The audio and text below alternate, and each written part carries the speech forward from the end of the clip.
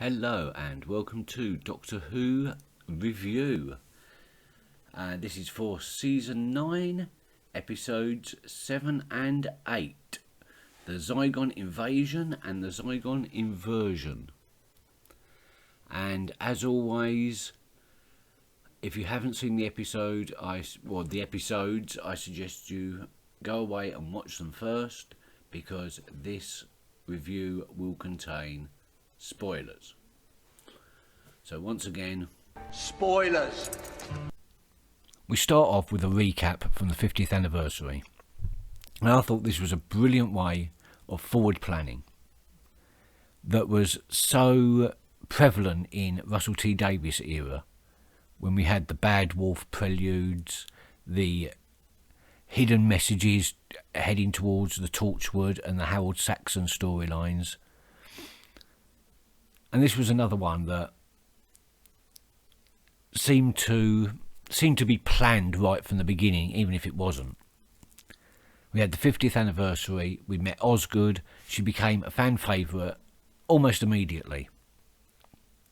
Partly because she was a cosplay for the Doctor.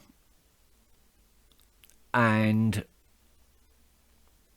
then an entire year goes past before we get a new series, and in that entire series she isn't mentioned until the very last story, very last episode, I think, where she is killed. And that was devastating for the fans. That was a big talking point. The reactions to Osgood getting killed was devastating. And then we've had to wait a whole nother year before we have the reveal of the 50th anniversary recap. It's almost as if the writers are saying, but there was two of them, remember? No, I didn't remember, because so long has passed. That is the beauty of holding out a storyline for a long time. Let the audience forget a little bit.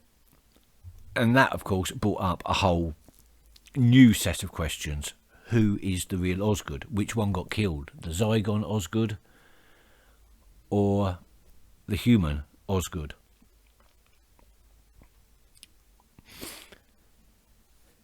Now, there was plenty of shout-outs, apart from the obvious 50th anniversary one. There was plenty of shout-outs and references to previous Doctors.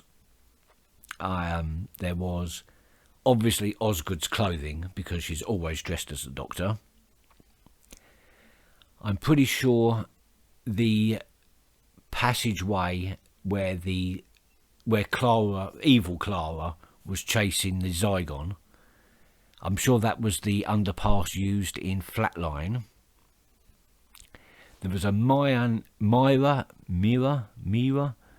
helmet, I can't remember what they were called now, from The Girl Who Died, in the black archive behind the Doctor while he's making his big war speech.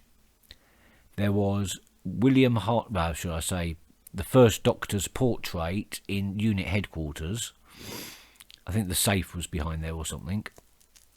And there was various Harry Sullivan references. I think he was even mentioned by name at one point. And it does seem to me that, yet again, all the way through this series, there's been constant references to past Doctors and past Doctor adventures. And I think I said in my review of the trailer for Doctor Who before the series started, I said I didn't feel like the 8th series really introduced the Doctor very well.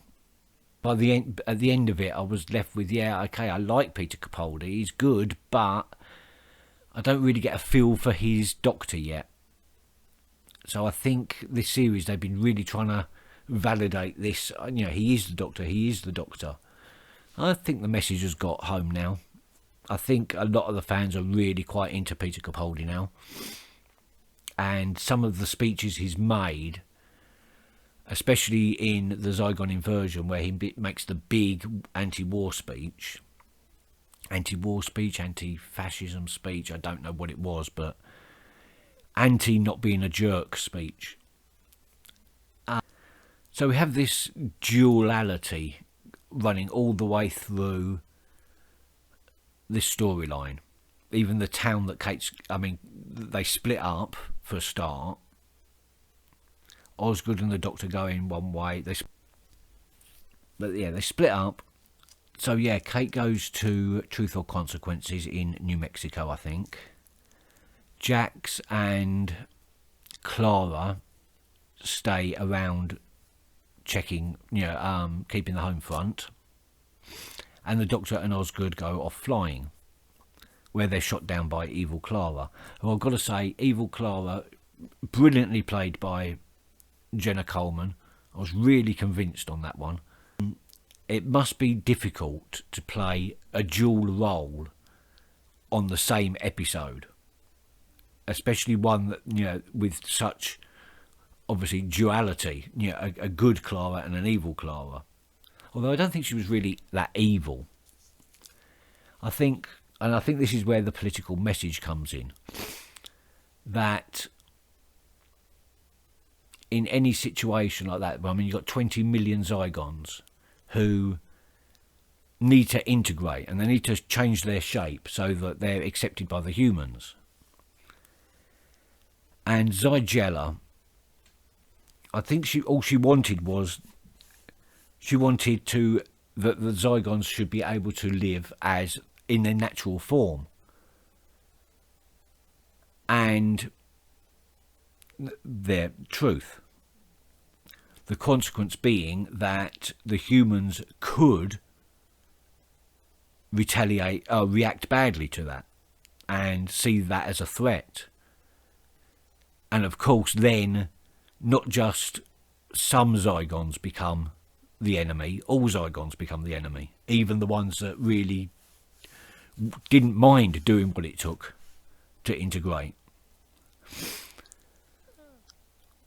And I think she's become so fired up that she was expecting that reaction. It was obvious that she was prepared for it, but I think she's got so fired up that to expect that was going to happen that she didn't even give any other possibility a chance or even a thought. And that, of course, that's obvious that for every threat that is perceived, there's always going to be a section of that same community that isn't a threat. Take, for instance, the poor old Zygon that wanted to live as a human, but he was given no choice. Because Zygella didn't see any choice, didn't see any other way. They just needed to talk. And that's where the big anti-war speech came in. And it must be pointed out here that for any Americans out there that think that Peter Capaldi did a really, really bad American accent, it was meant to be a bad American accent. There was a 60s and 70s British icon. He was a game show host called Huey Green. And his trademark was, when he was doing his roundup, he would be very over-enthusiastic, like a 50s American game show host. And that was his trademark, so he was actually doing an impression of Huey Green, or a parody of Huey Green. So, there you go. Right, the bit I didn't like was the fact that Osgood was given an invitation to join the Doctor in the TARDIS and turned it down. And of course revealing another Osgood. So we have two again.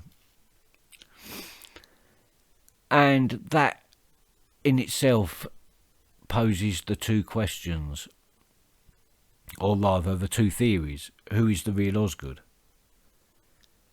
Is the real Osgood in a grave, or is the real Osgood one of them? And there are valid arguments on both cases. On the one hand, if the human Osgood didn't die at the hands of Missy, then why was everyone grieving so much? I mean, the fans. I mean, what I mean is, it deadens that impact and that shock value that Death in Heaven had. On the other hand, if one of those two at the end isn't a human, how is the peace treaty going to hold? It needs to be a human and a Zygon, and no one knowing which one is which. As far as I understood it. But then again, it was an episode where there was always two sides to everything. Two sides of the same coin, both equal, both valid. And for that, I think the story told and portrayed that absolutely brilliantly. It didn't in the end say one was right and one was wrong. And he was admonishing, he was shouting at both of them. He was arguing his case to both Kate and Zygella, not just Zygella.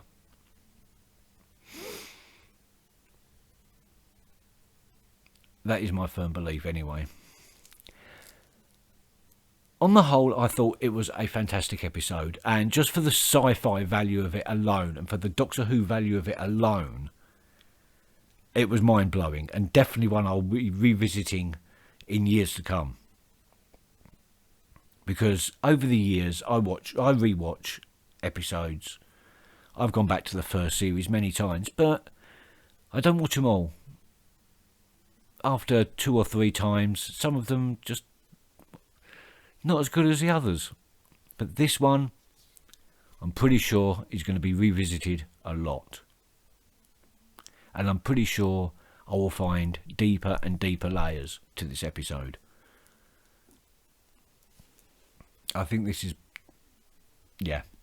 Thank you very much for listening and for watching. Until next time, I'll bid you goodbye. Oh, and subscribe. Do it. Do it.